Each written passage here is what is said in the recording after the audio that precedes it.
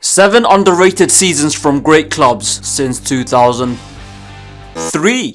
You'll see why. Let's roll up. Number 7, Chelsea 2011-2012. So this Chelsea side, along with Liverpool 2005, are generally seen as two terrible teams who fluked their way to Champions League glory. And while that isn't really fair on either side, with Liverpool you can kinda understand where they're coming from. With this Chelsea side though, that narrative's just doing them a huge disservice. These guys actually topped their UCL group, were the 3rd highest scoring team in that group stage phase, only behind Barcelona and Real Madrid. They also won the FA Cup pretty comfortably that year, and while finishing 6th in the Premier League will inevitably work against them, don't forget there were only 6 points separating 3rd from 6th that season. This could have easily looked very different. Small margins, fam. Number 6, Tottenham Hotspur 2017-2018.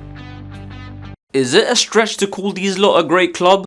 Fuck knows, let's just go with it. So look, it's fun to take the piss out of Tottenham, I get it. They're basically the real life football club equivalent of the word lol. But man, you have to give credit where credit's due. And Tottenham's 17-18 season is definitely worthy of credit. They pulled off a very respectable 3rd place finish in the Premier League and reached the semi-final of the FA Cup, both times only being muted by the magic and madness of the mastermind Machiavellian mentality monster and their future manager in Mourinho, with Harry Kane specifically shining throughout, putting up the most prolific season of his Spurs career with 41 goals in 48 games. But of course, the main reason they make this list is unquestionably the performance in the Champions League that year, where they were knocked out in the 2nd round. But hear me out, because not only did they top what was probably the Champions League group of death that year, beating Borussia Dortmund twice, Real Madrid once, and very nearly a 2nd time where Real had to be rescued by a penalty at home, they damn near got full points out of that. And even when they did get knocked out by Juventus in the last 16, you still have to cut them some slack, since that was statistically the greatest Juve attack we've seen in years up to that point, and we're still yet to see a Juve attack put up better numbers since that point. And still, little old Spurs still went toe-to-toe with them, narrowly losing out. Not bad for a bunch of botched booth job bottlers bereft of any bona fide success since before the birth of the Barclays era. Number 5, Leicester City 2020-2021. What they did in 2016 was better, but what they did in 2021 was too pretty special. A club with a comparatively limited amount of resources as Leicester City, finishing only 3 points off 3rd place in the Premier League, winning the joint 3rd most games and scoring the joint 3rd most goals, and then winning the FA Cup on top of that, not to mention beating Manchester United on the way and topping the soon-to-be Champions League winners at the last hurdle. Really slept on this, you might need more Red Bull. Number 4, Barcelona 2009-2010. An incredible season which is now sadly reduced to just the time Pep and Zlatan had a bitch fest off. And also the fact that they won the Champions League in both the previous and following seasons doesn't exactly do this particular season any favors.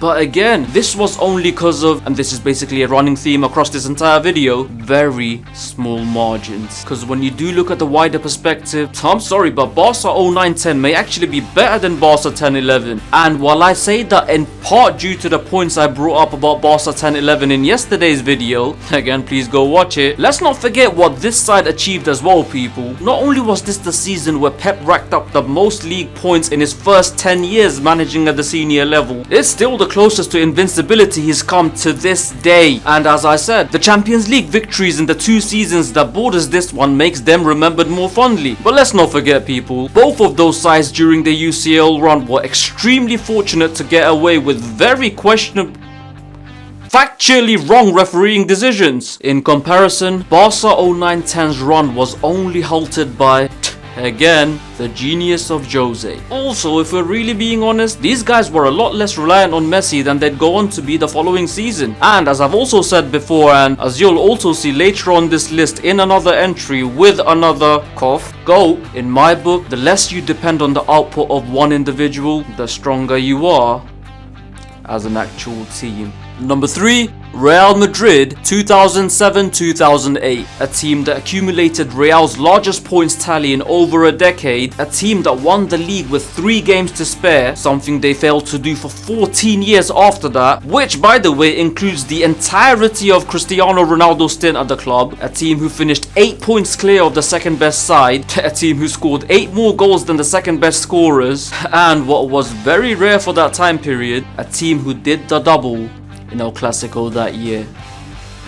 Speaking of which, bro, can we just take a brief minute to talk about just how many different angles these man fucked Barca from that year? Cause not only did they do the double over Barca, they won the league just a few days before facing Barca, meaning Barca were the team that had to give them the guard of honor, in a game where they went on to destroy Barca 4-1. And then just to rub some salt in those freshly cut wounds, they did all that with a former Barca player as their manager. Can people get knighted in Madrid? Number 2, Manchester United 2006-2007.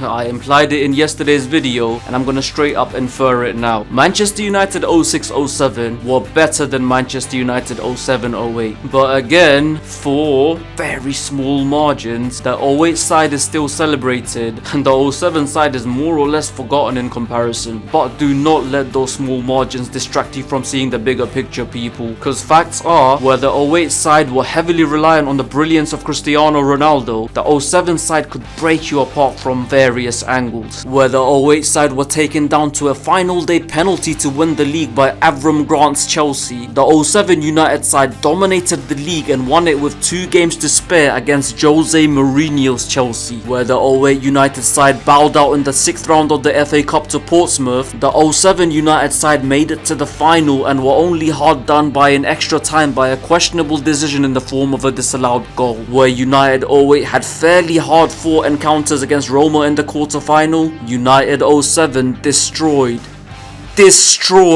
Roma in the quarter-final. Now, in case you were wondering what the specific differences were between the two teams, well, basically the 06-07 team was before Carlos Tevez joined, meaning United was still basically a solid 4-4-2, with the front two being Wayne Rooney and Louis Saha.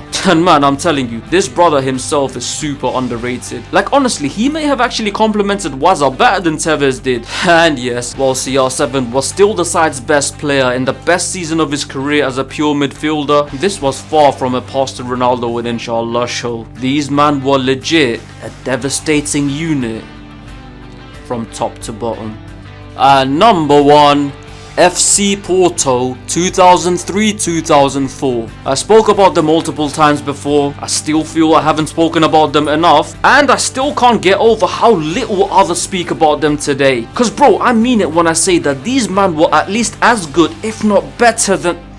You know what, forget it. Just play the clip.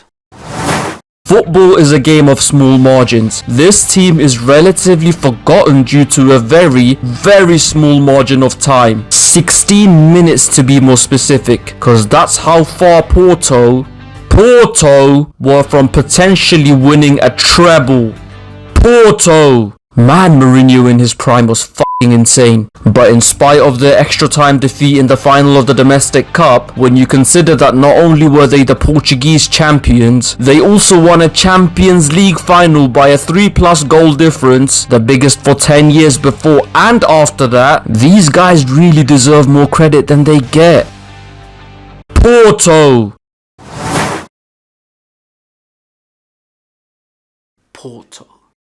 He is what he is now. He's somehow been another running theme of this video. He was never perfect, and at times he was a bit much. But rest assured, none of that takes away from the fact that in his pomp, Jose Mourinho was an undisputed genius. And that is that. Agree or disagree? Beats indifference. So what do you think of this list? Are there any underrated seasons from great teams that I've missed out? Let me know in the comments below. And as usual, don't forget to like, share and subscribe. Till next time, you keep rolling.